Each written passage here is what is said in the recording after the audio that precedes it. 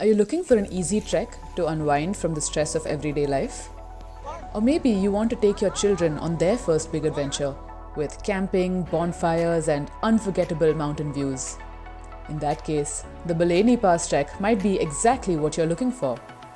This easy trek is perfect for beginners, and with a maximum altitude of 2,940 meters above sea level, it's just the right level of climbing for children as well.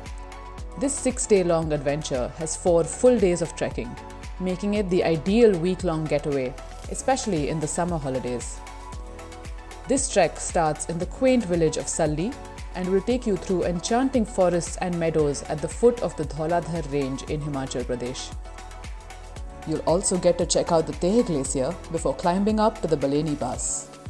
Along the way, you'll be camping under starry skies every night, so bonfires, camp songs, and delicious food are just part of the package.